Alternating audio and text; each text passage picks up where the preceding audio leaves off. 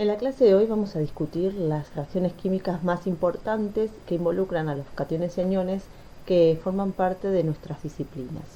Para ello les ofrecemos una guía de estudio que les va a permitir llevar más profundamente la discusión de esta clase, de manera de poder identificar aquellos cationes y aniones más importantes que abarcan nuestras profesiones, reconocer las diferencias entre los reactivos generales y los reactivos especiales, ¿sí? Observar el comportamiento de ciertos cationes que se comportan justamente como cationes ácidos frente a reactivos generales, escribir correctamente las ecuaciones químicas balanceadas, justificar justamente el comportamiento con esas reacciones químicas, tanto para cationes como para aniones, en qué casos se emplean reacciones donde involucran un reactivo general, en qué casos se emplean reacciones donde se involucra un reactivo de identificación y cuál es la diferencia entre el reactivo de identificación y el reactivo de elevada sensibilidad, ¿sí? Luego les vamos a proponer una serie de ejercitación, ¿sí? Donde justamente van a poder volcar estos conocimientos y también es importante que identifiquen para cada catión y anión cuál es el reactivo orgánico, ¿sí?, que se emplea para obtener una reacción de elevada sensibilidad. Bien, dicho esto, bueno, los temas que vamos a desarrollar en la clase son justamente la introducción al análisis químico, ¿sí?, las definiciones más importantes, las propiedades que tienen los cationes que hacen que, bueno, tengan un cierto comportamiento frente a la acción de reactivos generales, las propiedades de los aniones y las reacciones de elevada sensibilidad. Como les adelanté en las primeras diapositivas, las reacciones analíticas para cationes y aniones pueden involucrar el uso de o bien reactivos generales o bien reactivos especiales. ¿En qué caso se usa uno u otro? O cuáles son las características diferenciales entre reactivos generales y reactivos especiales. Bien, los reactivos generales, como su nombre lo indica, se usan en aquellas condiciones donde uno quiere tener un ensayo preliminar, ¿sí?, tener una idea de qué cationes pueden estar presentes. No son para nada concluyentes, no son selectivos, no identifican y por naturaleza son reactivos inorgánicos en general, ¿sí? Ejemplo, ácido clorhídrico, el uso de hidróxidos de sodio, de potasio, ¿sí? Esos son los reactivos generales. Nos van a dar una idea de si en la muestra hay algún catión, por ejemplo, que precipita o que forma algún complejo soluble, ¿sí?, pero no nos va a permitir darle identidad, sino una primera aproximación simplemente. Los reactivos especiales, por el contrario, son reactivos orgánicos, identifican, ¿sí?, ya nos pueden dar un acercamiento más preciso de qué tipo de catión o anión está presente, ¿sí? Son reacciones selectivas las que ellos ponen en juego o específicas, ofrecen mayor sensibilidad, incluso es posible el reconocimiento de muy bajas cantidades de nalito, sobre todo si uno hace, por ejemplo, una extracción con solvente. Entonces, esa es la principal diferencia entre estos dos grupos, por lo tanto, van a ser utilizados en algunas condiciones uno y en otras condiciones el otro. Bien, si observamos la tabla periódica, dentro de la tabla periódica ciertos elementos van a ser objeto de estudio de nuestras disciplinas, ¿sí?, sobre todo relacionado con justamente nuestras profesiones, y en este dispositivo enumeramos algunos de ellos, los más importantes, ¿sí? Como pueden ver, tenemos el grupo de los cationes y dentro de los aniones en general se están constituidos por más de un elemento, lo cual explicará fundamentalmente las propiedades que estos tengan. Bien, vamos a repasar algunos contenidos que ustedes vieron en química general inorgánica que nos van a permitir entender un poco acerca de las propiedades de estos elementos, ¿sí? Recuerden cómo están distribuidos los elementos en grupos y en períodos. Las propiedades más importantes que vamos a discutir son la electronegatividad, el radioatómico, el potencial de ionización, que nos va a llevar justamente a entender la relación carga radioiónico que explicará el comportamiento ácido de estos cationes. Dentro de las propiedades periódicas, la electronegatividad, como pueden observar, aumenta hacia la derecha y arriba, ¿sí?, en la tabla. Y es la fuerza justamente con que un átomo atrae los electrones para un enlace, lo que explica, por ejemplo, las uniones iónicas, ¿sí?, los enlaces iónicos. Dentro del radioatómico, el mismo, aumenta hacia abajo y a la izquierda. El potencial de ionización, que es la energía requerida para separar un electrón de un átomo para formar un ion, disminuye al descender por el grupo y aumenta de izquierda a derecha. Finalmente podemos llegar a una relación entre la carga y el radio iónico que de alguna manera expresa la acidez o el comportamiento ácido de un catión, ¿sí? Cuando los iones están solvatados en solución, hay interacción entre ese ion y el medio, ¿sí? Esa interacción se llama ion dipolo. Y cuanto mayor sea la carga del ion y menor su radio iónico, esa justamente atracción a formar un dipolo va a ser mayor, ¿sí? Y se va a comportar como un ácido de Bronsted, o sea que va a tener mayor tendencia a perder el protón de ese dipolo que se forma con el agua. Los cationes más ácidos son los que se enumeran en la diapositiva: aluminio, férrico, cromo, bismuto, plomo y zinc. Y van a ver que, bueno, es importante que tengan presentes estos 6 cationes por el comportamiento que vamos a describir a continuación cuando hablemos de su reacción con reactivos generales.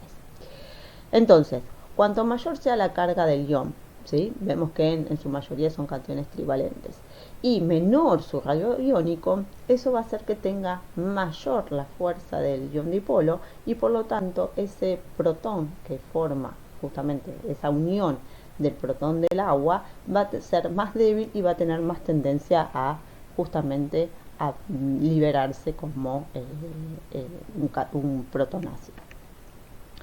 Entonces, mayor es la acidez del catión, mayor la inestabilidad en medio acuoso, ¿sí? Va a tener tendencia a hidrólisis. Entonces, repasando, justamente esa capacidad polarizante es mayor para los iones pequeños con carga elevada, como bien dijimos recién. El agua es una molécula polarizable y lo que se entiende de esto es que tiene mayor tendencia a perder los iones hidrógenos, ¿sí? Los hidronios. Este comportamiento, estas ecuaciones que se describen a continuación, son fundamentales para explicar justamente el comportamiento ácido de esos 6 cationes que les mencioné: aluminio, zinc, plomo, férrico, cromo y bismuto.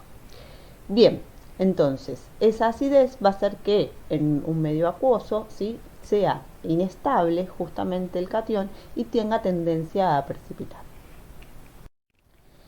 En esta tabla, bueno, se describe la misma propiedad justamente de manera más numérica, donde, bueno, vemos que aquellos cationes que tengan mayor relación carga-radio van a tener un carácter ácido más fuerte, ¿sí?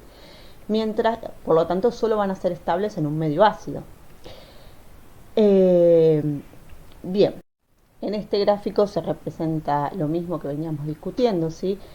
A que se distribuyen los cationes de acuerdo a su relación carga-radio en función de su pKa, y vemos que aquellos que son de mayor carga-radio van a ser justamente los cationes más ácidos: aluminio, cromo, férrico, ¿sí? Encontramos el zinc y el plomo. Bien, y los que son prácticamente poco ácidos se encuentran en el extremo inferior izquierdo.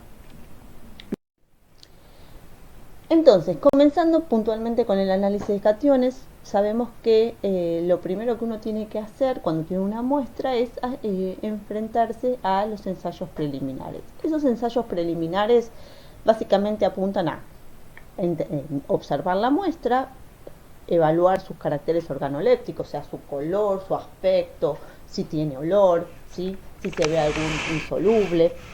¿Cuál es la reacción al medio? O sea, se ensaya con un papel de tornasol, si es ácida, neutra, alcalina, ¿sí? En general, para los cationes puede ser neutra o ácida, ¿sí? Y se ensaya la acción de los reactivos generales, ensayados estos en pequeña cantidad y en exceso. ¿Cuáles son los reactivos generales? Tal como mencionamos al principio, ¿sí?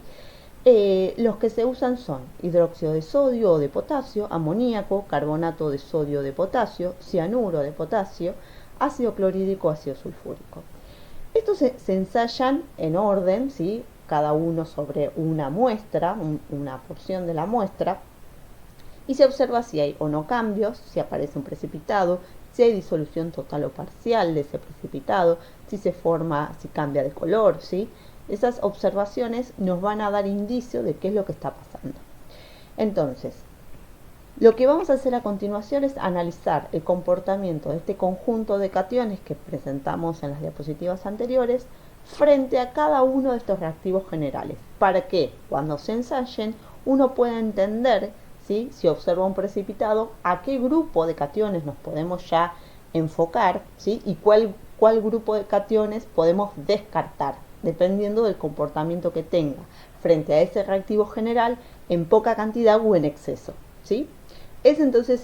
Solo nos va a permitir como seleccionar un grupo de cationes. No vamos a poder tener certeza sobre cuál es el catión estrictamente que está presente, sino más bien poder hacer una reducción de toda la tabla periódica o de todos los elementos que son posibles que estén presentes, bueno, cuáles, digamos, pueden ser más factibles. Bien.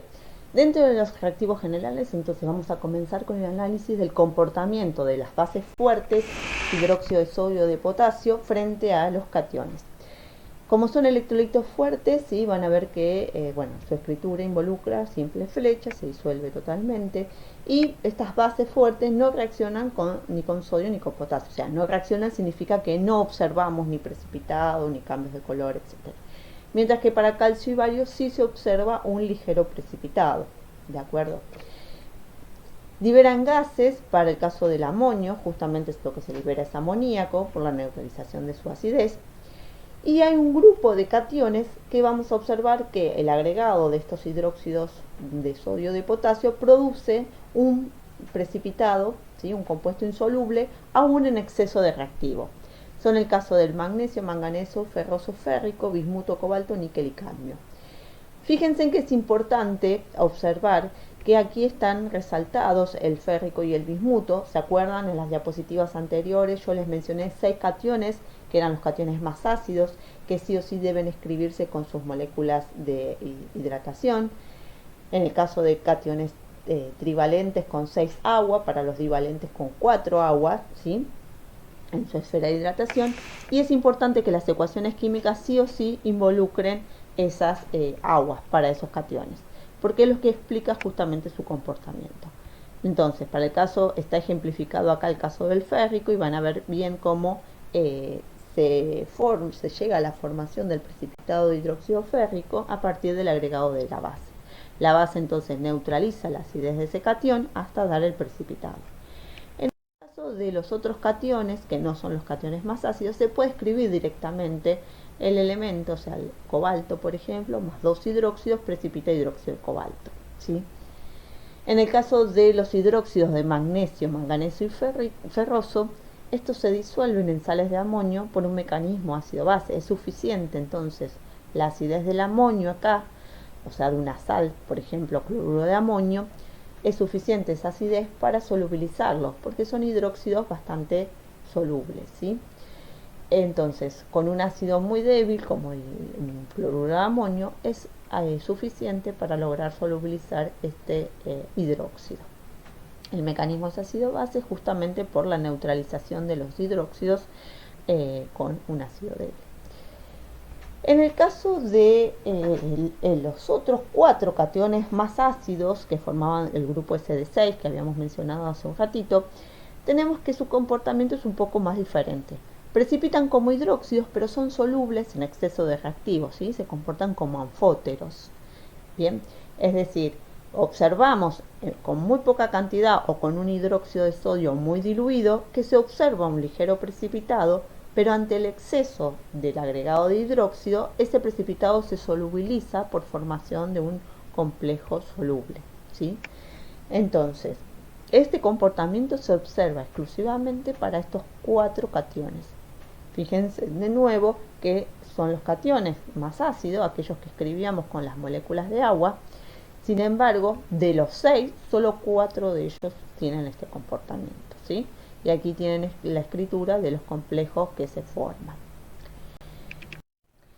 En el caso de los hidróxidos de cobalto, níquel y zinc, vamos a ver que estos se disuelven en soluciones de amonio, pero ya no por un mecanismo ácido-base, sino por un mecanismo de formación de complejo amoniacal, ya que es el catión el que le interviene justamente en la formación de ese complejo, ¿sí? Luego tenemos, bueno, los que precipitan como óxidos metálicos directamente, que son el cobre, la plata y el mercurio. Bien, el segundo reactivo general que vamos a analizar es el amoníaco. El amoníaco es una base débil, fíjense en la diferencia, ya tenemos un equilibrio, ¿sí? Ya que se trata justamente de una base débil. No reaccionan ni sodio, ni potasio, ni calcio, ni bario, ni amonio. Es decir, que si están presentes estos cationes frente al agregado de amoníaco no se va a observar ni precipitado, ni liberación de gas, ni cambio de color, etc. Bien, luego están los que precipitan como hidróxido y son insolubles aún en exceso de reactivo. Entonces, por más que sigamos agregando más amoníaco o el amoníaco esté en exceso, van a seguir estando en el residuo, ¿sí? Van a estar precipitados. Son el cromo, el férrico, aluminio, bismuto y plomo. Fíjense en que de los 6 cationes más ácidos que habíamos mencionado, aquí tenemos solo 5, ¿sí? Estos precipitan como hidróxidos y aún en exceso de reactivo siguen precipitados. ¿Por qué? Porque el reactivo general que estamos usando es una base débil acá, a diferencia de cuando usábamos una base fuerte. Entonces, en este caso, ¿sí? Estos no forman complejo amoniacal salvo el zinc, como vamos a ver a continuación, ¿sí? Entonces, la forma de escribir el precipitado de hidróxido correspondiente para estos 5 cationes es la que se describe a continuación, ¿sí? Fíjense en las ecuaciones, se ejemplifica para el bismuto, pero lo mismo va a ocurrir para aluminio, plomo, cromo y férrico, ¿sí? Donde la acidez que explicábamos hace un rato de estos cationes se neutraliza con una base débil, por ende esto conlleva a la formación del precipitado. Recuerden que los precipitados deben indicarse con una flecha o bien subrayado, ¿sí? De esa manera se indica que este compuesto es un compuesto insoluble, es un precipitado.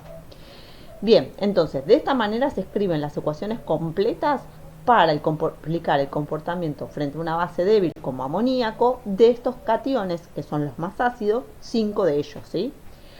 Para el caso del zinc, fíjense que lo que va a ocurrir es que precipita como hidróxido, pero ante el exceso de amoníaco se solubiliza. ¿Por qué mecanismo? Por un mecanismo de formación de complejo amoniacal, ya que justamente el zinc forma complejos con amoníaco. Entonces, la forma de explicar justamente la formación de este precipitado es, como dijimos, a partir de la formación del hidróxido, pero en el caso de estos elementos, de estos cationes, se solubilizan por formación de complejos. Y aquí tenemos los complejos amoniacales que describen en su forma más estable, que son para la plata, el cadmio, el zinc, el cobre, el níquel y el cobalto. Bien, algunos de ellos tienen colores bien particulares, ¿sí? Bien. Luego tenemos aquellos que precipitan como hidróxidos insolubles en exceso de reactivo, pero son solubles con sales de amonio, ¿sí? Que son el caso del magnesio, manganeso y ferroso. Estos precipitan con amoníaco, aún en exceso de amoníaco siguen estando precipitados, no se solubilizan, solo se van a solubilizar si uso una sal de amonio, por ejemplo un cloruro de amonio, por un mecanismo ácido-base, ¿sí? Bien. Luego tenemos el comportamiento frente a otro reactivo general que son los carbonatos de sodio, potasio y amonio. También es una base débil, no reacciona ni sodio ni potasio. Si el catión amonio está presente, lo que va a ocurrir cuando agreguemos carbonato es que justamente dependiendo de quién esté en exceso va a haber liberación de dióxido de carbono, de amoníaco, ¿sí? O sea, y va a quedar uno u otro, ¿sí? Como residuo. Es decir, va a haber una reacción entre el carbonato y el amonio, de manera que se libera amoníaco y puede llegar a liberarse dióxido de carbono, ¿sí? En el caso de los cationes pocos ácidos, estos se van a comportar como, o van a formar precipitados, ¿sí? Como carbonatos normales, es decir, carbonato de calcio, carbonato de bario, carbonato de manganeso, de níquel, de plata, ¿sí? O sea, directamente el carbonato más el catión va a dar el carbonato correspondiente, un precipitado. Los tres, fíjense, plomo, bismuto y zinc estaban dentro de los que precipitaban como carbonatos básicos de composición variable, ¿ok? Esas pequeñas indicaciones o observaciones, fíjense en el comportamiento de esos cationes. Bien, luego tenemos aquellos que el comportamiento frente a un reactivo general, que es el cianuro de una sal de cianuro de sodio de potasio. Este reactivo general no es de primera elección justamente en la química analítica. Solo es importante para este curso mirar las ecuaciones en las que participan los elementos frente a un reactivo como cianuro de sodio de potasio, porque son importantes estas reacciones desde el punto de vista biológico, ¿sí? Ya que la formación de algunos complejos cianurados, ¿sí?, tienen implicancia en la salud, sobre todo en la toxicidad de sistemas biológicos. Entonces, por eso simplemente lo traemos para que ustedes tengan noción de cuáles son esas reacciones posibles. No lo vamos a usar con fines analíticos. Bien, una sal de cianuro de sodio de potasio se comporta como una base débil, ¿sí? Y no reaccionan sodio, potasio, calcio y bario. Libera amoníaco y ácido cianhídrico, muy tóxico. Si hay presente amonio, ¿sí?, se libera amoníaco y ácido cianhídrico cuando uno agrega una sal de cianuro. Precipitan como cianuros insolubles, en exceso reactivo el plomo, ¿sí?, genera un residuo de cianuro de plomo. Precipitan como cianuros, pero son solubles en exceso estos elementos, ¿sí? Fíjense en que aquí tenemos el férrico y ferroso, el cobre, son elementos biológicos muy importantes, ¿sí?, que dan complejos cianurados. Entonces, precipitan y en exceso se solubilizan. Dentro de la tabla periódica, estos elementos son los que son factibles de formar complejos cianurados, por eso su importancia justamente y su vinculación con los sistemas biológicos y la importancia de la toxicidad del cianuro. Luego tenemos los que precipitan como hidróxidos, ¿sí?, no como cianuros, sino como hidróxidos, insolubles en exceso de reactivo y liberan ácido cianhídrico, ¿sí?, que son los cationes más ácidos. En este caso van a precipitar como hidróxidos, observen aquí, y en exceso, ¿sí?, liberan ácido cianhídrico. En el caso del ferroso, primero precipita como cianuro y luego con exceso de cianuro y ebullición se transforma en un complejo. Para el férrico, inicialmente precipita como una mezcla de hidróxido y de cianuro y con exceso de cianuro y ebullición forma el complejo cianurado, ¿sí?, el hexacianoferrato. Bien. Luego tenemos los que precipitan como hidróxidos directamente, como por ejemplo el magnesio, ¿sí?, y los que tienen una transformación posterior. De nuevo, de esto lo que más nos interesa es que ustedes puedan reconocer aquellos complejos cianurados, ¿sí? No van a ser de primera elección el uso de una sal de cianuro para la separación de cationes. La acción del ácido sulfúrico, el ácido sulfúrico es un ácido fuerte, ¿sí?, y en presencia de un catión, en algunos casos va a formar un precipitado como sulfato.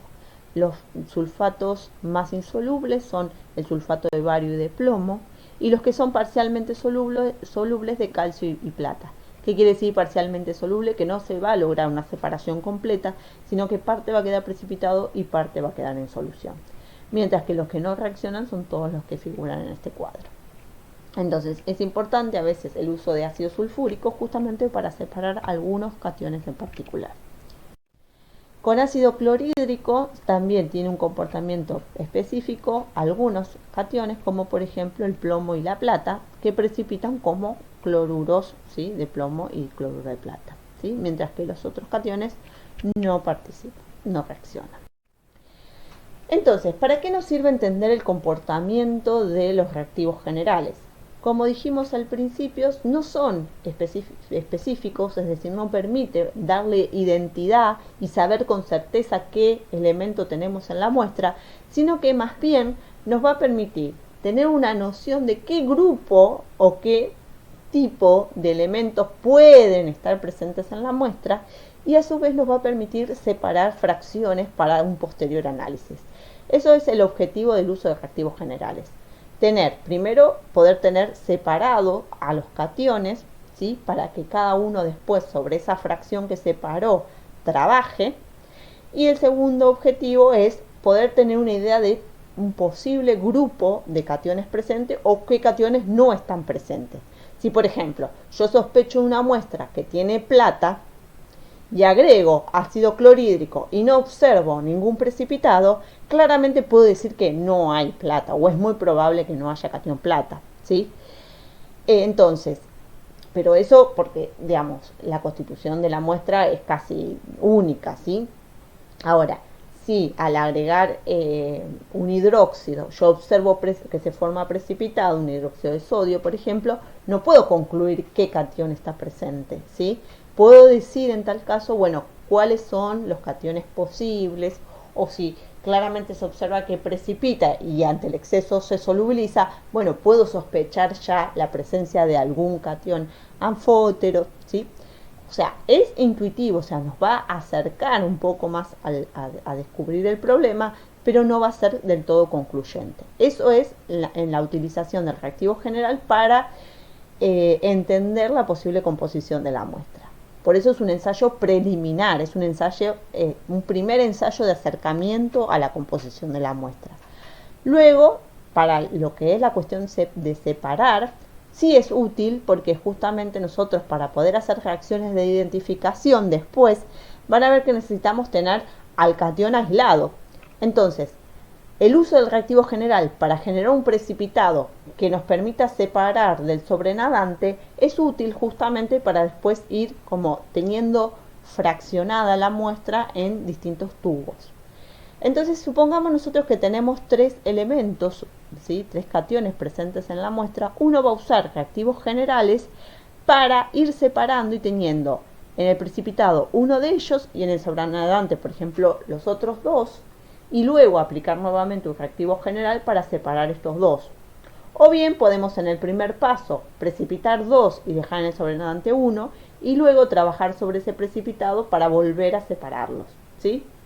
O sea, siempre vamos a necesitar más de un paso cuando, por ejemplo, tenemos tres cationes a separar, porque claramente tenemos que ir quedándonos con una fracción que es el sobrenadante y otro que es el precipitado. Entonces, aquí les pedí el ejercicio que propongan qué reactivo general utilizarían para separar estos tres cationes. Entonces, fíjense que se propone en la resolución, la forma de resolverlo es hacer así una especie de esquema al principio, ¿sí? Y luego abajo colocar y desarrollar todas las ecuaciones químicas balanceadas. Entonces, por ejemplo, si nosotros empezamos agregando ácido clorhídrico como reactivo general, vamos a observar solo el precipitado de cloruro de plata y va a quedar en solución aluminio y bario. De manera que una vez que separe el precipitado y el sobrenadante, sobre la fracción del sobrenadante sigo trabajando. Puedo agregar amoníaco y en el caso de agregar amoníaco solo va a precipitar el aluminio como un hidróxido, ¿sí? Aquí me conviene usar amoníaco y no, por ejemplo, hidróxido, porque en el caso del aluminio, al ser anfótero, voy a correr el riesgo de que se solubilice. Entonces es conveniente usar, en este caso, amoníaco, ¿sí? Tampoco puedo usar carbonato. Bien, y a continuación se describen las ecuaciones que explican estos mecanismos propuestos. El agregado de ácido clorhídrico precipita cloruro de plata. Fíjense que acá lo escribimos con un subrayado, podemos escribirlo subrayado o con la flecha, el precipitado. Y con amoníaco, como aclaramos al principio, al ser un catión ácido debemos escribirlo sí o sí con las moléculas de hidratación, que explica justamente la neutralización de la acidez de ese catión con el agregado de una base débil, hasta formar el hidróxido correspondiente, que no es soluble, en este caso, en exceso de reactivo porque se trata de una base débil. Bien, este tipo de ejercicio es el que ustedes van a tener que desarrollar justamente según lo que se indica en la guía de problemas, ¿sí? Les van a pedir ejercicios de este tipo y se van a tener que desarrollar, ¿sí? Justificar de esta manera. Para el caso del análisis de aniones es un poco más complejo su abordaje, ¿sí? Necesitamos justamente ensayos preliminares, necesitamos conocer el resultado que arrojó el análisis de cationes, ¿sí? Porque ya justamente la presencia de algunos cationes hace sospechar sobre la presencia o no de ciertos aniones. Por ejemplo, si yo encontré que la muestra hay catión plata y no observé en ningún momento, o sea, la muestra no está turbia, no tiene precipitado, no tiene residuo, puedo sospechar que no hay ciertos aniones, como por ejemplo cloruro, bromuro, yoduro, ¿sí? Porque la presencia de plata, si no hay precipitado, invalida la presencia de cloruro, bromuro, yoduro, por ejemplo, ¿sí? Luego tenemos que tener en cuenta también las propiedades de ácido base y sus propiedades redox. Bien, y vamos a discutir algunos ejemplos de reacciones de identificación para cationes. Para aniones, perdón. Entonces, en el análisis de aniones es más complejo, dijimos, que el de cationes, y es necesario, bueno, justamente tener cierta idea de qué arrojó el análisis de cationes. ¿Por qué eso es más complejo? Porque hay un gran número de aniones a considerar, ¿sí? En general están formados por más de un elemento, ¿sí? Son inestables al oxígeno, o sea, suelen dar reacciones de oxidorreducción, ¿sí? No hay reactivos de precipitación que separen justamente a los aniones en grupos bien definidos. Bueno, hay que observar, además del análisis de cationes, los caracteres organolépticos, la reacción al medio, hacer el ensayo de aniones frente a ácidos para ver la liberación o no de gases y sus propiedades de redox, ¿sí? Eso está descrito en la guía, vamos a hacer referencia acá, pero en la guía tienen con más detalle justamente estas reacciones. Vamos a tener que considerar la reacción con reactivos precipitantes, ¿sí? Calcio, bario, o con plata, y el ensayo de oxidantes y reductores. Bien, dentro de los caracteres organolépticos, observar el color, el olor, el aspecto, ¿sí? Hay ciertos aniones que son bien característicos de su color. Por ejemplo, permanganato, ¿sí? Que tienen el color violeta característico, o el dicromato, ¿sí? Que es de color naranja, o vuelve naranja la solución, ¿sí? Entonces hay colores que son bien característicos de ciertos aniones, con lo cual su observación nos puede aportar un gran avance en este análisis, ¿sí? Y dentro de la reacción al medio, a diferencia de lo que pasaba con los cationes, que en general podía ser neutra o ácida, en el caso de los aniones van a ser en general neutra, alcalina, o se van a poder comportar como un ácido o una base. Claramente en una muestra va a haber cationes y aniones, con lo cual la reacción al medio no siempre es concluyente, porque termina generándose la mezcla justamente de estos dos comportamientos, ¿sí? Entonces hay que tener cuidado con esa reacción al medio. Bien, ¿a qué nos referimos con las propiedades ácido-base de los aniones? Los aniones se comportan como bases de Bronsted porque aceptan protón del agua, produciendo una ionización básica.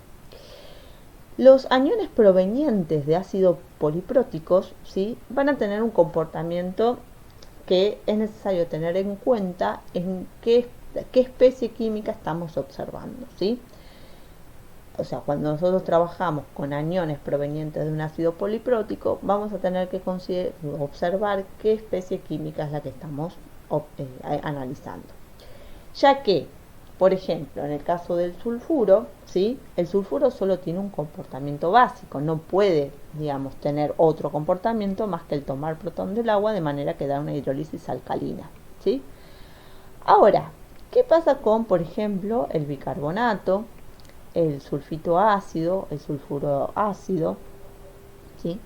En el caso del bicarbonato, lo que vamos a tener que observar o tener en cuenta, si está solo en solución, es cuál de sus equilibrios prevalece o predomina, ¿sí? Si su constante de basicidad o su constante de acidez. La constante de basicidad es la que expresa el equilibrio hacia la liberación de justamente hidróxido y la formación de ácido carbónico. Dependiendo de cuál de las constantes es la más grande, si la que tiene mayor valor, va a ser el comportamiento neto de ese anión. En este caso va a tener un comportamiento alcalino porque la constante de basicidad es más grande que la constante de acidez. ¿sí? Esto es cuando justamente el bicarbonato se encuentra en solución, ¿sí? Y está solo. Que su constante de acidez es más grande que la constante de basicidad. Por ende, su comportamiento final va a ser ácido.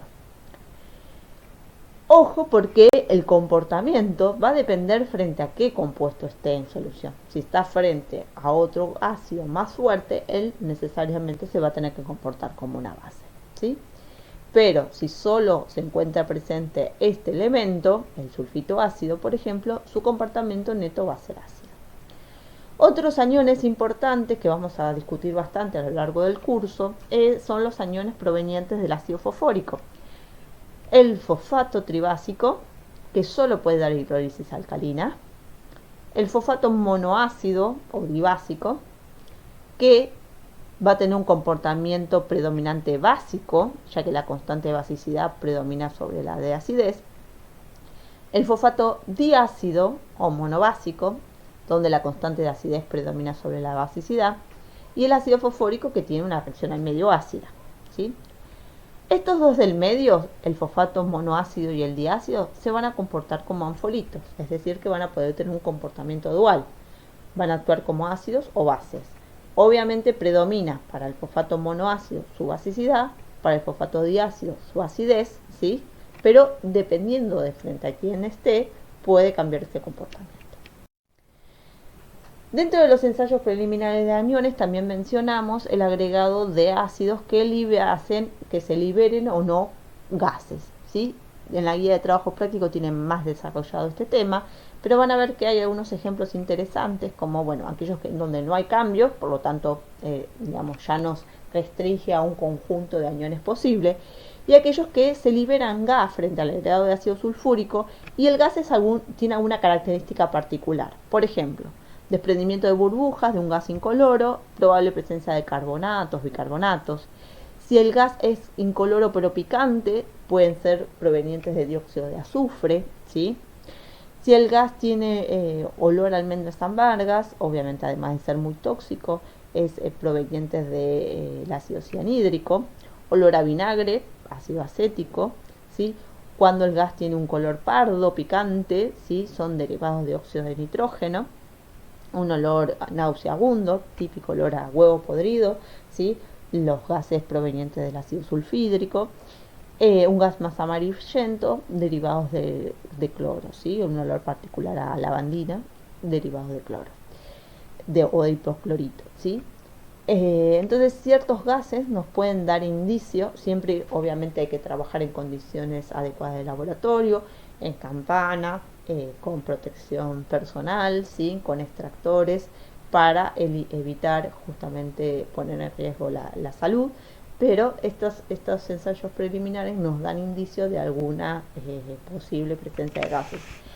A veces, digamos, esto ocurre por accidente, entonces si uno ve la liberación de gases en una reacción y, digamos, asocia a uno de estos colores o comportamientos, ya puede sospechar que había en ese medio de reacción. Entonces, a veces también, digamos, que se produzca un gas por un accidente nos da idea de, bueno, qué reactivos estaban presentes o qué analitos estaban presentes en esa muestra o en esa reacción.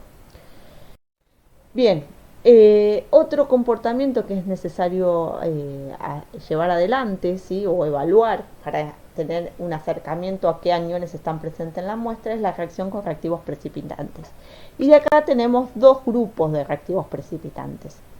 Usar calcio o bario y analizar la presencia de ciertos aniones, como por ejemplo carbonatos, fosfatos, ¿sí? O bien usar plata en un medio ácido nítrico, para evaluar el comportamiento de haluros. Entonces, vamos a detenernos, esto está descrito también en la guía, vamos a detenernos solo en la parte de plata en un medio de ácido nítrico. Entonces, si a una solución que se sospecha que tiene ciertos aniones que puedan precipitar con plata, se acidifica con ácido nítrico y le agregamos una gota de nitrato de plata, podemos observar que si se forma un precipitado blanco soluble en amoníaco, es muy probable que haya cloruros presentes, ¿sí? Porque justamente precipita el cloruro de plata y el agregado de amoníaco es suficiente para formar el complejo amoniacal de diaminoplata y por ende solubilizar el precipitado de cloruro de plata. Si el precipitado que se forma es blanco amarillento, es insoluble en amoníaco diluido pero soluble en amoníaco concentrado, es altamente probable la presencia de bromuro, ¿sí? De nuevo, el mecanismo por el cual se solubiliza el precipitado de bromuro de plata es un mecanismo por formación de complejo entre la plata y el amoníaco, ¿sí? Pero en este caso necesita un amoníaco concentrado, ¿sí? Bien, y en el caso de haber yoduro, ¿sí? El precipitado que se observa frente a la reacción de plata en medio de ácido nítrico es un precipitado amarillo que es insoluble aún en amoníaco concentrado. Solo va a ser soluble con una sal de cianuro, ¿sí? ¿Por qué? Porque no es suficiente la estabilidad del complejo amoniacal para solubilizar el yoduro de plata, ¿sí? De la serie de haluros, el yoduro de plata es el más insoluble de todos, ¿sí? Por ende, es el que tiene un valor de Kp muy chiquitito, por ende, para lograr solubilizarlo necesitamos que esa plata compita con un complejante un poco más fuerte que el amoníaco. Bien, y otras de las reacciones que se emplean para analizar aniones es la investigación de oxidantes y reductores. De vuelta, todas estas reacciones, fíjense que son reacciones preliminares, no son absolutamente concluyentes, ¿sí? Necesitamos luego hacer una identificación. La reacción de oxidantes y reductores se hace frente al sistema yoduro-perioduro, en el cual se evalúan a los oxidantes, ¿sí? Que son aquellos que se reducen para oxidar el reactivo, que es el yoduro que va a pasar a perioduro, ¿sí? Importante, yoduro, perioduro, ¿sí? Que tengan en cuenta la nomenclatura. El yoduro se va a oxidar a perioduro si está en presencia de estos oxidantes, ¿sí? Por ejemplo, cromato, arseniato, ¿sí? Cloratos, bromatos, permanganatos. Y si esa reacción ocurre, lo que vamos a ver es un resultado positivo, que es color amarillo en fase acuosa debido al perioduro, que es la forma soluble del yodo en fase acuosa, en agua, o que si agregamos almidón se observa de color azul por la formación del complejo entre el perioduro y el almidón, ¿sí? Se forma una estructura, un polímero con el almidón que es de color azul. Si no agregamos almidón, solo vamos a ver color amarillo, el típico color de un pervinox diluido, ¿sí? En esa fase acuosa, cuando ocurra la reacción entre el yoduro, que se oxida a perioduro, y por ejemplo el cromato, que se reduce a cromo 3, ¿sí? Esa reacción ocurre en medio ácido. Si no observamos cambio de color, es decir, si sigue incoloro como es el color del yoduro, quiere decir que no hay un oxidante, ¿sí? Si nosotros queremos evaluar reductores, el reactivo que vamos a usar es, por ende, perioduro. Y lo que vamos a hacer es una reacción en medio neutro o alcalino, ¿sí? Bicarbonato. Entonces, lo que va a ocurrir es que, por ejemplo, el sulfito se va a oxidar a sulfato y el perioduro se reduce a ioduro. Entonces, como el perioduro tiene un color amarillo en fase acuosa, lo que vamos a ver si esa reacción ocurre es la desaparición del color amarillo, porque justamente lo que está pasando es que el perioduro se redujo a ioduro. Entonces, de esta manera, con un sistema yoduro-perioduro, podemos evaluar oxidantes y reductores. Si la reacción es positiva, es porque se comporta de esa manera, ¿sí? Si la reacción es negativa para ambas reacciones, tanto para yoduro o perioduro, es porque no tiene ningún comportamiento redox, es decir, anión, ¿sí? Bien, algunos ejemplos de aplicaciones de reacciones de identificación, ¿sí? Que son interesantes. Por ejemplo, el uso del rodisonato de sodio, que es un reactivo de identificación para plomo, bario y sulfato, ¿sí? Es bastante utilizado, por ejemplo, en criminalística para la determinación de pólvora en mano, ¿sí? Con hisopo se toma justamente de la mano de la persona investigada, ¿sí? Acusada, una muestra, y ese hisopo después se embebe en una solución para recuperar el posible analito presente, en este caso buscamos plomo, y se hace el estudio en un medio de ácido sulfúrico y el agregado de rodizonato. Entonces, el ensayo es la muestra más ácido sulfúrico, ¿sí? Se obtiene un precipitado, que es el sulfato de plomo. Se lava ese precipitado, ¿sí? Lavar significa sacar el sobrenadante, agregarle agua, resuspenderlo, centrifugarlo y sacar ese nuevo sobrenadante, quedarse con el precipitado. Y a ese precipitado se le agrega una gota de rodizonato de sodio. Entonces, el resultado positivo, o sea, la presencia de plomo, se va a indicar si se observa un quelato rojo, ¿sí? Si se observa una mancha roja, es probable o es factible que haya plomo en la muestra, ¿sí? Ya que se formó el quelato rojo entre el rodizonato y el plomo, el rodizonato y el plomo. Y ese plomo del único lado que vino fue del precipitado de sulfato de plomo, ¿sí? En el caso de bario, el ensayo es directamente la muestra más rodizonato, ¿sí? Bario más rodizonato precipita rodizonato de bario. ¿Qué pasa si hubiera agregado sulfúrico? Si hubiera agregado sulfúrico, lo que iba a pasar es que precipitaba el sulfato de bario y la cantidad de bario que deja disponible ese precipitado de bario, de sulfato de bario, no es suficiente para dar el quelato rojo. Por eso se dice que se puede identificar plomo en presencia de bario, pero no se puede identificar bario en presencia de plomo, ¿sí? Porque el ensayo de plomo requiere el previo uso de ácido sulfúrico. Bien, en el caso de querer identificar sulfato, el ensayo se hace de la siguiente manera. Primero se hace reaccionar bario y rodizonato, se forma el quelato rojo, y ese quelato rojo se lo enfrenta a una gota de muestra que se sospecha tiene sulfato. Si se produce decoloración es porque la muestra tenía sulfato. Si no se produce decoloración es porque evidentemente el sulfato no estaba y permanece el color del quelato rojo de rodizonato de bario. Esto, por ejemplo, es para identificar sulfato en un material de contraste radiológico. Bien, entonces podemos ver cómo una misma reacción puede ser, digamos, utilizada con distintos fines dependiendo de cómo es el orden de la reacción, ¿sí? Bien, ¿y en qué se basa? Fundamentalmente en la reacción entre el rodizonato, que es una estructura orgánica, es un reactivo de identificación, con plomo o con bario, con ambos da el quelato rojo. Sin embargo, si previamente la muestra estuvo tratada con ácido sulfúrico, ¿sí? La reacción no va a ser positiva para el bario, pero sí para el plomo, ¿sí? Ya que el bario con el ácido sulfúrico genera o produce el sulfato de bario, que es un compuesto sumamente insoluble y no permite que el bario reaccione con rodizonato. En el caso del plomo, sí. Bien, hasta acá llegamos con el análisis del comportamiento de cationes y aniones con reactivos generales y, bueno, algún ejemplo de reactivos orgánicos, ¿sí? Como yo les dije al principio, necesitábamos conocer el comportamiento con reactivos generales porque de alguna manera nos da un pantallazo o una primera idea de qué elementos pueden estar presentes en la muestra.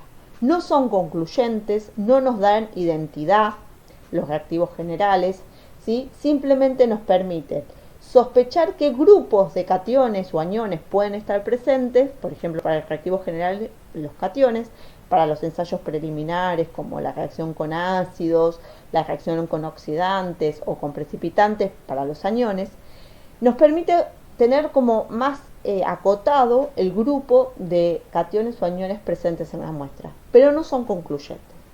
Y la otra finalidad que tienen estas reacciones preliminares que vimos hasta ahora es también separar, ¿sí? Ir teniendo las fracciones separadas, como hicimos para cationes, de un elemento en el precipitado, uno o más en el sobrenadante y después seguir trabajando, ¿sí? Y eso es útil justamente a la hora de tener cada uno de los elementos separados para poder hacer después, sí, la reacción de identidad. Entonces, a partir de ahora la clase lo que vamos a discutir son reacciones donde buscamos identificar al elemento, ¿sí? Entonces, esas reacciones en general van a emplear reactivos orgánicos y son llamadas reacciones de elevada sensibilidad aquellas que en particular nos permitan detectar el analito en muy bajas concentraciones. O sea, dentro de las reacciones de química analítica teníamos las reacciones con reactivos generales o las reacciones generales que no identificaban, y las reacciones con reactivos orgánicos que nos permitían identificar, y a su vez dentro de estas las reacciones de elevada sensibilidad que nos permiten identificar con analitos en muy bajas concentraciones. Bien, las reacciones analíticas de elevada sensibilidad justamente se emplean con fines cuantitativos, son reacciones colorimétricas o, por ejemplo, luminiscentes, ¿sí? Entonces tienen dos propiedades fundamentales. Nos dan identidad, ¿sí? Y además son cuantitativas en su mayoría, es decir, que nos permiten no solo decir qué tenemos, sino cuánto tenemos. Hasta ahora, lo que vimos en la clase, no podíamos decir cuánto teníamos. Podíamos sospechar qué elementos había presentes en la muestra, pero no dar identidad ni decir cuánto, ¿sí? A partir de ahora, con estas reacciones, podemos decir qué elemento tenemos y en qué cantidad. Entonces, para ello, estas reacciones nos ofrecen sensibilidad y selectividad. Sensibilidad porque justamente podemos detectar analitos en muy baja concentración, y selectividad justamente por la especificidad que tiene hacia ciertos elementos que tienen que ver con que uno adecue las condiciones experimentales. ¿Qué significa adecuar las condiciones experimentales? Con algunas estrategias como el uso de agentes enmascarantes, solventes, selección del pH, cambio en la valencia del ion, podemos hacer que solo reaccione el analito que nos interesa. ¿De acuerdo? Entonces, esas dos propiedades, sensibilidad y selectividad, contribuyen justamente a que estas reacciones analíticas puedan ser utilizadas para saber qué tenemos y cuánto tenemos de un analito. Son reactivos orgánicos bien. ¿Cómo vamos a hacer para cuantificar? Para cuantificar es fundamental elaborar previamente una curva de calibración. Es decir, lo que va a ocurrir es que el analito, bajo determinadas condiciones experimentales, por ejemplo de pH o por el agregado de un agente enmascarante para eliminar interferentes, ¿sí?, en un adecuado solvente, va a reaccionar con una estructura orgánica. Y eso va a desarrollar color, ¿sí? Va a ser característico el color de esa reacción. Ese color de esa reacción puede ser medido, de hecho va a ser medido en un espectrofotómetro. Y la otra propiedad que va a ocurrir es que la intensidad de ese color va a ser proporcional, ¿sí?, a la cantidad del analito problema presente. Entonces, si se dan esas dos condiciones, que desarrolla color y que a su vez la cantidad o la intensidad de ese color es proporcional a la cantidad de analito presente, nosotros podemos construir una curva de calibración. Entonces, necesitamos una reacción colorimétrica entre el reactivo orgánico y el analito, que se da en determinadas condiciones experimentales, de pH, de presencia de agentes complejantes, de solvente, etc. Generamos una curva de calibración con estándar, o sea, tengo que tener un estándar del analito de estudio, preparar soluciones de estándar en concentración creciente, agregarle el reactivo orgánico y evaluar que la intensidad de color crece con el aumento en la concentración del analito. Hago una lectura espectrofotométrica donde la intensidad de color es mayor o es creciente con la concentración del analito, y cuando tengo mi muestra ensayo la misma reacción en las mismas condiciones experimentales y el valor leído en el espectrofotómetro lo puedo interpolar en la curva, y de esa manera puedo informar cuánto tengo de mi analito en la muestra problema, ¿sí? Entonces, de esa manera se trabaja para cuantificar con una reacción orgánica de elevada sensibilidad para el análisis de cationes y aniones. Entonces, construir una curva de calibración con un estándar en concentración creciente, leer en el espectrofotómetro la intensidad de la señal en función de la concentración del analito, preparar la muestra en las mismas condiciones, ¿sí?, hacer la lectura espectrofotométrica de esa muestra e interpolar en la curva de calibración previamente construida el valor para que corresponda a esa intensidad de señal, cuál es la concentración de analito esperada. Esto nos permite un ensayo cuantitativo cuantitativo. Bien, es importante observar en esta diapositiva que están listados los reactivos orgánicos más importantes para cationes en la parte superior y aniones en la parte inferior. Entonces, es el objetivo de esta parte de la clase que ustedes puedan comprender para qué cationes o aniones se usan cada una de estas reacciones. Entonces vamos a ver que la ditisona es el reactivo orgánico de excelencia para la identificación de plomo, mercurio y cadmio. La difenilcarbazida, ¿sí?, para cromo, el dietilditrocarbonato de sodio para cobre, ¿sí?, la fenantrolina para hierro, y así vamos a ir discutiendo cada una de las reacciones, ¿sí? Lo mismo para anión. Empecemos con cationes. La ditisona, como bien les dije recién, es un reactivo orgánico que es de color verde, es soluble en solventes orgánicos no polares tipo cloroformo, diclorometano, ¿sí? No es soluble en agua y sirve para la determinación espectrofotométrica de plomo, mercurio y cadmio, ¿sí?, bajo determinadas condiciones experimentales. Se puede aumentar la sensibilidad y la selectividad de esta reacción con dos estrategias. La selectividad, ajustando las condiciones de pH o el agregado de algún complejante o agente enmascarante. Vamos a ver cómo para plomo, mercurio y cadmio, dependiendo del pH, vamos a hacer selectiva la reacción a uno de ellos y no a los otros dos. Se puede aumentar la sensibilidad justamente con una extracción con solvente. Bien, los agentes enmascarantes o complejantes que se usan son el tiocianato, el tiosulfato, el etc. La reacción general de la ditisona con estos cationes es la siguiente. La forma tiona de la ditisona, ¿sí?, está en equilibrio con la forma tiol, y en ese equilibrio justamente se observa que la complejación viene a partir de la unión del metal al grupo azufre, ¿sí? Es ese punto donde se ancla el metal. Por eso estos elementos son bastante tóxicos en los sistemas biológicos, sobre todo en aquellas estructuras, ¿sí?, que tienen grupos sulfidrilos, ¿sí?, proteínas o enzimas que tienen grupos sulfidrilos. Entonces, en el caso de la ditisona, lo que va a ocurrir es que el metal va a complejarse un metal con dos moléculas de ditisona. Esa es la estequiometría. Lo que yo les decía de la especificidad o la selectividad dada por el pH se representa de alguna manera en esta gráfica, donde vemos que dependiendo del pH va a ser más selectivo a un catión que a otro. A pHs muy ácidos, ¿sí?, la ditisona reacciona específicamente con mercurio y no con plomo y cadmio, mientras que con plomo va a reaccionar a pHs neutros y con cambio a pHs muy alcalinos. Esta propiedad nos permite justamente usar un mismo reactivo orgánico para más de un catión si nosotros ajustamos claramente las condiciones experimentales. Entonces, vamos a explicarlo de la siguiente manera.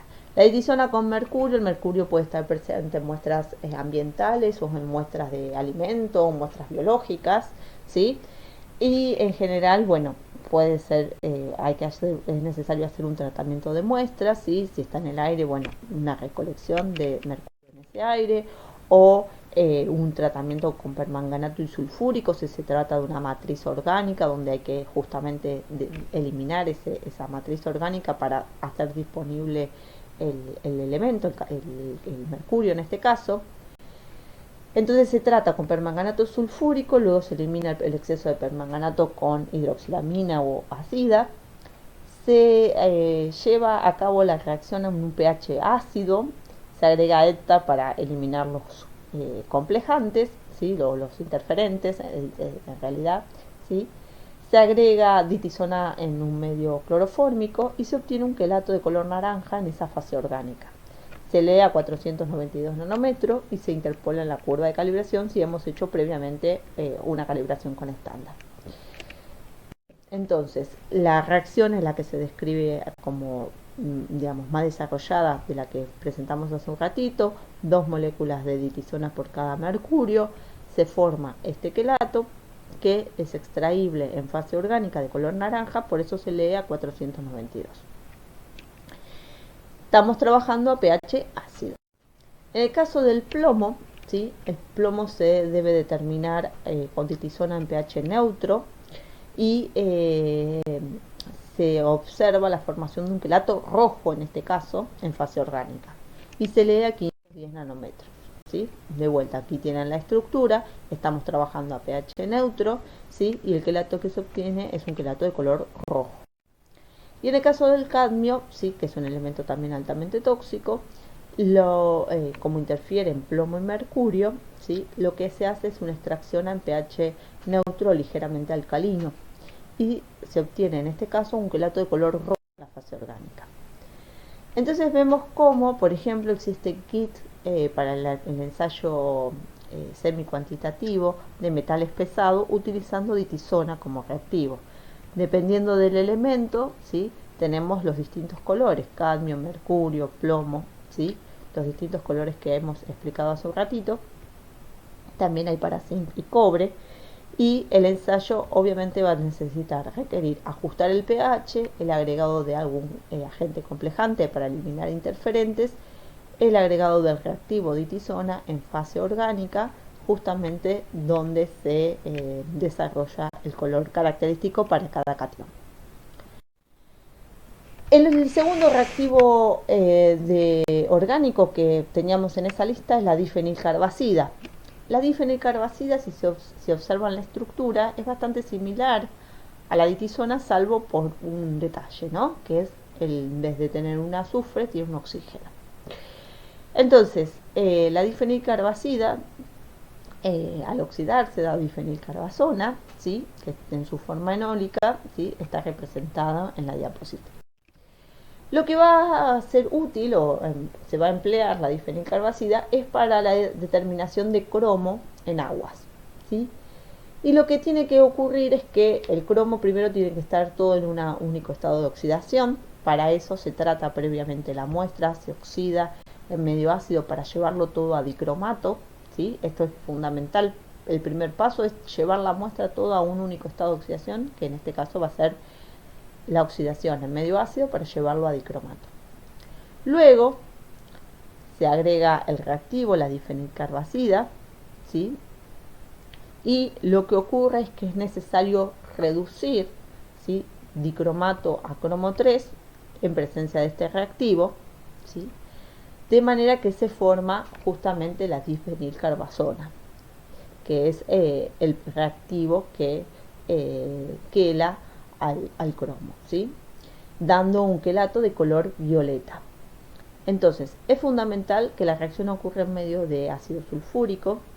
Es una reacción sumamente sensible, permite detectar partes por millón. Genera un complejo coloreado de cromo 3, ¿sí? Previo a justamente su reducción a partir del dicromato.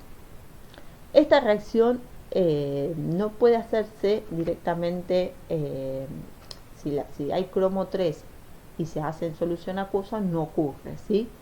Sino que debe generarse in situ el cromo 3 o estar bien disuelto en acetona, ¿sí? Porque si no tiene más tendencia a formar el acu complejo y no da la reacción con la difenilcarbazona.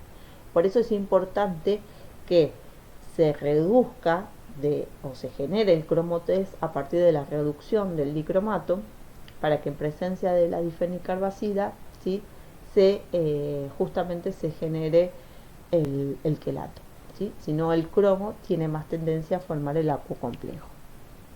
Bien, pusimos en la diapositiva anterior, dietilditrocarbamato de sodio, si es leíble en un espectrofotómetro. Bien, para el caso del cuproso, ¿sí? Cobre 1, lo que es el reactivo de identificación es la neocuproína, y esta reacción ocurre en medio neutro o ligeramente ácido. Es necesario que el cobre esté en su estado reducido, como cobre 1, para eso se trata la muestra con hidroxilamina en medio ácido, se ajusta entre un pH de 4 y de 6, se agrega la neocuproína y un solvente orgánico y se extrae ese complejo, ¿sí? Como un par iónico en cloroformo. Entonces, para poder extraerlo, como esto tiene carga, es necesario poner un contraión, justamente que haga que sea extraíble en la fase orgánica y por ende desarrolle color en esa fase orgánica y se pueda leer en el espectrofotómetro. Entonces, la precaución para neocuproína es tener el cobre como cobre 1, para eso hidroxilamina y ácido clorhídrico, luego agregarle el reactivo, ¿sí? La fase metanol cloroformo y un contraión para extraerlo en esa fase orgánica. Bien, otros reactivos que se usan para investigar cobre más o cobre 1 son la latocuploína o la latocuploína sulfónica, ¿sí? Que dan quelatos de color naranja. Y en el caso del ferroso, ¿sí? Del hierro 2, el reactivo por excelencia es la 1,10-fenantrolina, que da un quelato de color naranja rojizo a 510 nanómetros. De vuelta, el agregado de un anión permite la formación de un par iónico y por ende la extracción con solvente orgánico, lo cual aumenta la sensibilidad. Aquí les traigo descripta una metodología que está normalizada justamente en el estándar métodos para el análisis de aguas potables y residuales para la investigación de hierro por el método de la fenantrolina. También lo sugiere el Código Alimentario Argentino para justamente evaluar hierro en aguas potables. Entonces la técnica, su fundamento básicamente es que el hierro presente se tiene que encontrar en estado o llevarlo todo al estado ferroso, o sea, reducirlo con un agente reductor como la hidroxilamina, y luego ese hierro 2 reacciona con el reactivo orgánico, la fenantrolina, en un pH ácido, formándose un complejo anaranjado rojizo. Ese quelato está formado por 3 moléculas de fenantrolina por cada ion ferroso, ¿sí? Y el procedimiento para la cuantificación es primeramente hacer una curva de calibración, ¿sí? Con estándar de hierro en un medio de hidroxilamina, un buffer acetato de amonio, el reactivo fenantrolina, se desarrolla la reacción y se lee, se hace la lectura de la muestra, ¿sí? Y de esa manera se informa si cumple o no con el estándar de digamos, la especificación del Código Argentino Alimentario sobre si esa agua es potable o no. Bien. Otras aplicaciones para la determinación de hierro en la bioquímica es la cuantificación de hierro en sueros, y para eso existen kits comerciales donde utiliza una estructura también orgánica, pero es ligeramente diferente, que es la ferrocina. También, en este caso nosotros necesitamos que todo el hierro esté como hierro 2, ¿sí? El hierro 3 no participa, sino que es el hierro 2 el que participa. Por lo tanto, es fundamental el agregado del agente reductor. Si nos olvidamos del agregado del agente reductor, la reacción da negativa. Por ende, podríamos concluir erróneamente, ¿sí? Sobre un resultado de impacto en la salud. ¿De acuerdo? Bien. Otras metodologías descritas en la farmacopea, por ejemplo, son para otros elementos como el selenio, y en el caso del selenio el reactivo de identificación es la 3,3'-diaminobencidina. En este caso también es una reacción que se sigue espectrofotométricamente, donde se hace reaccionar el clorhidrato de 3,3-diaminobencidina con la muestra y se procede a la lectura. Bien. Finalmente, para los cationes también tenemos ciertas estructuras orgánicas que permiten su identificación, que son los llamados éteres coronas o crown ethers, que son estructuras macrocíclicas donde la identificación de cationes como sodio, potasio y litio se hace de forma particular por justamente la afinidad que tienen esos elementos por alojarse en el centro de la cavidad del éter corona. Lo que ocurre es justamente que esos elementos como sodio, potasio y litio tienen la particularidad de poder alojarse en la cavidad de estos éteres coronas, ¿sí? Formar complejos con estas estructuras, y dependiendo del tamaño de la cavidad del compuesto cíclico y del tamaño del ion, por supuesto, ¿no? Si se combinan esas dos características, es posible que la reacción sea positiva o negativa, ¿sí? O sea, dependiendo de la cantidad de elementos, ¿sí? Que constituyen el anillo, Eso va a generar que la cavidad sea más grande o más pequeña y por lo tanto sensible o no, o selectivo o no, a un determinado catión.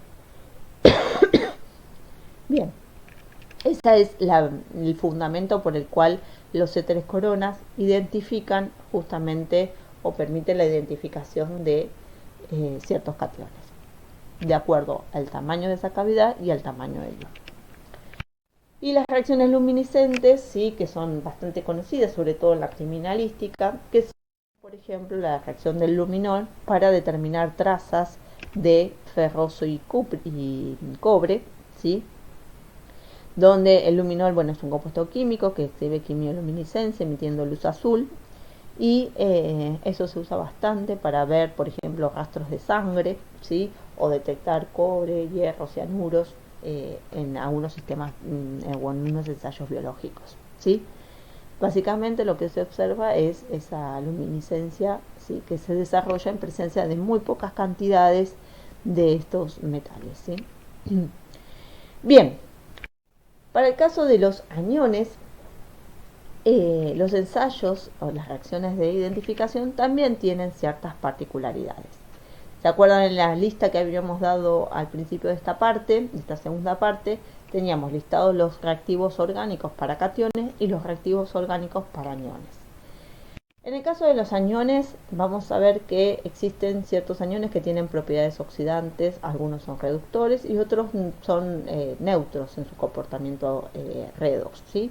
Entonces, es necesario a veces ajustar adecuadamente o tener bien control del pH para justamente o evitar reacciones redox o favorecer una reacción y no la otra, ¿sí? Entonces, justamente lo que dijimos antes de el potencial redox para cada uno de esos haluros es diferente. Piensen que el yodo ya lo dejamos aparte, nos vamos a concentrar en estos dos, bromuros y cloruros. Uno puede hacer la reacción con fluoresceína. ¿De qué manera? Para bromuro, sí, la reacción ocurre en un medio de permanganato y ácido acético y el reactivo revelador es fluoresceína, ya que lo que va a pasar es que en presencia de una muestra que tiene bromuros, si estamos en un medio de ácido acético que es suficiente para la oxidación de bromuros a bromo, el permanganato se reduce, bromuro se oxida, ese bromo que se libera como un bromo gaseoso, ¿sí? Si el tubo está tapado con un papel de filtro embebido en fluoresceína, lo que va a ocurrir es que ese bromo gaseoso asciende por el tubo, choca con la tapa que está sellada con un papel que contiene una gota de reactivo fluoresceína, y lo que va a ocurrir es la bromación de ese reactivo orgánico, dando un cambio de coloración del amarillo verdoso al rosado. Ese cambio de coloración responde a la bromación de la fluoresceína porque efectivamente se ha generado bromo a partir de la presencia de bromuro en la muestra y por oxidación de permanganato en ácido acético. Por la presencia de cloro, ¿sí? Debido a la oxidación de cloruros a cloro en presencia de permanganato sulfúrico. ¿Se entiende? Bien. Entonces, es necesario para la identificación de cloruros eliminar los bromuros porque interfieren y que el reactivo de identificación sea bromuro de fluoresceína y el reactivo liberador sulfúrico permanganato. O bien la reacción con ortotolidina directamente. Otras reacciones que se pueden hacer para ensayar bromuros y ioduros, en este caso, que lo van a hacer ustedes en el trabajo práctico de aniones, es la reacción con hipoclorito en un medio ácido, ¿sí? Y con el agregado de una fase orgánica de diclorometano. Entonces lo que va a ocurrir es que el ioduro en presencia de hipoclorito se va a oxidar a yodo, y si estamos en una fase clorofórmica, la fase clorofórmica se va a volver de color violeta. Si hay bromuros presentes, el bromuro se oxida a bromo en la presencia de hipoclorito en medio ácido y la fase orgánica clorofórmica se vuelve amarilla. Entonces la diferencia de color es lo que identifica la presencia de yodo o de bromo. Ahora bien, si están presentes los dos iones, los dos aniones, el color del yodo es más claro el color del bromo. Entonces no podemos ver el color amarillo y podemos concluir erróneamente de que solo hubiera yodo cuando en realidad, o yoduro, cuando en realidad podrían estar presentes los dos. Entonces lo que se hace es ensayar con agregado de hipoclorito en exceso. Si nosotros agregamos hipoclorito de sodio en exceso, lo que va a ocurrir es que el yodo se va a seguir oxidando y esa fase orgánica se vuelve incolora, con lo cual deja ver el amarillo de la fase orgánica debido al bromo. Entonces, si la muestra está contaminada solo con yoduro, vamos a ver la fase orgánica violeta y ante el exceso de hipoclorito se vuelve transparente, incolora. Si solo tiene bromuros, vamos a ver la fase orgánica amarilla y en exceso de hipoclorito va a seguir siendo amarilla. Si tiene ambos, ioduros y bromuros, cuando agreguemos hipoclorito en poca cantidad vamos a ver un enmascaramiento, ¿sí? Una mezcla de los dos colores, mientras que con exceso de hipoclorito vamos a ver que se limpia, o sea, se desaparece el color violeta y nos deja ver el color amarillo de la fase orgánica debido al bromo. Bien, para identificar trazas de yoduro, la reacción que se suele utilizar es la reacción de Sandel-Kotoff, donde lo que ocurre es una catálisis, ¿sí? Si el yoduro está presente en muy bajas concentraciones, cataliza la reducción de serio 4 a serio 3 en presencia de arsenito que se oxida a arseniato, ¿sí? Entonces, si el yoduro está presente, lo que vamos a ver es desaparición del color amarillo de la solución sérica. Bien. Si no está presente, esa reacción prácticamente no ocurre porque la decoloración es muy lenta, ¿sí? Solo ocurre si hay trazas de yoduro. Para ácido sulfídrico, ¿sí? La investigación de este tipo de elementos se hace con un reactivo que es el paraminodimetilanilina, donde lo que si está presente el ácido sulfídrico, lo que va a ocurrir en presencia de férrico es la formación del azul de metileno en un medio ácido. Para la identificación o cuantificación de sulfitos, ¿sí? Lo que se suele hacer es la liberación de dióxido de azufre con ácido nítrico y luego digamos eso como indicativo de la presencia de sulfito, o bien la oxidación a sulfato con peróxido de hidrógeno y después su determinación por métodos instrumentales. Otras reacciones importantes de aniones, una de las más importantes es la reacción de identificación de nitritos y nitratos. Esta sí es de interés, sobre todo en el análisis de agua, ¿sí? Ya que bueno, la evaluación de nitritos en agua es de rutina, ¿sí? Y es un indicador de contaminación. Entonces, la identificación de nitritos se hace con un reactivo, que es el reactivo de Gris, que está constituido el gris A por el ácido parasulfanílico y el gris B por la alfa-nastilamina, ¿sí? Entonces la reacción del nitrito es en un medio fuertemente ácido de ácido clorhídrico, se forma con el gris A una sal de diazonio y esa sal de diazonio lleva adelante una reacción de copulación con la alfa-nastilamina dando un azo derivado de color rojo. Este azo derivado, como tiene color justamente, esta reacción puede ser seguida con un espectrofotómetro, de manera que nos permite la detección de trazas de nitritos en agua, por ejemplo, con una curva de calibración previamente realizada con estándar de nitrito y la cuantificación de la muestra, ¿sí? Tal como explicamos al principio de esta parte. Otro ensayo que es posible hacer es el ensayo semicuantitativo en placa de toque, ¿sí? Esta que observan acá es una placa de toque, una placa de toque de porcelana, donde uno tiene, por ejemplo, preparado estándar de nitrito de distintas concentraciones, ensaya con gris A y B cada uno de estos estándares, observa a ojo desnudo una coloración que va creciendo dependiendo de la concentración del estándar, ensaya la muestra y dice si cumple o no de acuerdo a la comparación con los tres estándares, si es similar, menor o mayor la intensidad respecto del estándar. Entonces, la muestra 1 no cumple porque tiene una concentración, una intensidad de color mayor al estándar de 0,10 miligramos por litro, que es el máximo permitido de nitritos en agua, mientras que la muestra 2 cumple, ¿sí? Este ensayo semicuantitativo es porque uno no necesita un espectrofotómetro. Directamente a ojo desnudo compara la apreciación del color que uno observa respecto del color desarrollado de estándar. Entonces puede decir que está por debajo o por encima de un determinado valor. No puede dar un valor absoluto de concentración, pero sí puede decir si cumple o no, si está por encima o por debajo de una concentración dada de estándar. Mientras que el ensayo de abajo propone un ensayo cuantitativo en tubo con una lectura espectrofotométrica. Acá sí hacemos una cuantificación, que es lo que les explicaba al comienzo de esta parte, ¿sí? Cuando justamente justificábamos el uso de reacciones de elevada sensibilidad para cuantificar. Bien, para nitratos lo que hay que hacer es eliminar previamente los nitritos porque interfieren y luego proceder a la identificación. Los nitratos entonces no se identifican directamente, sino que se necesita eliminar el nitrito y para eso se puede proceder a una reacción con cloruro de amonio o con ácido sulfámico. En cualquiera de los dos casos lo que se hace es eliminar los nitritos como nitrógeno y una vez que nos aseguramos que no hay nitritos en la muestra, sí proceder a la identificación de nitratos porque ya los nitritos no son interferentes.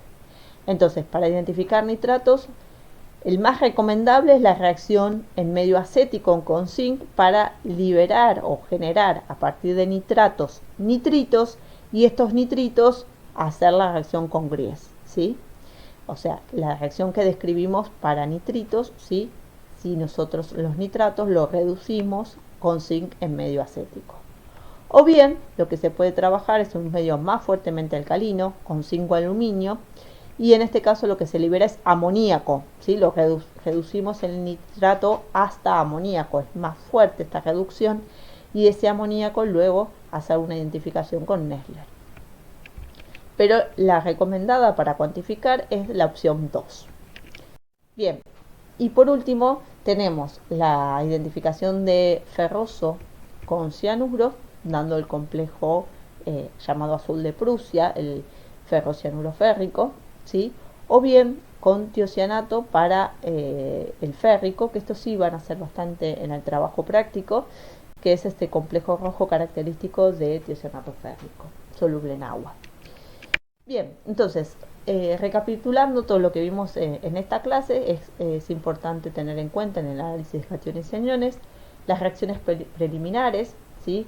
Las reacciones con reactivos generales para los cationes, las reacciones bastante particulares de los aniones que nos permite tener identificado grupos de aniones, como son las reacciones con agentes precipitantes, las reacciones de oxidorreducción, las reacciones con ácido sulfúrico y la liberación de gases. Tener en cuenta las reglas de solubilidad, ¿sí? Que están descritas en las guías y que son importantes como justamente una guía para comprender qué tipo de analitos tenemos presentes en la muestra.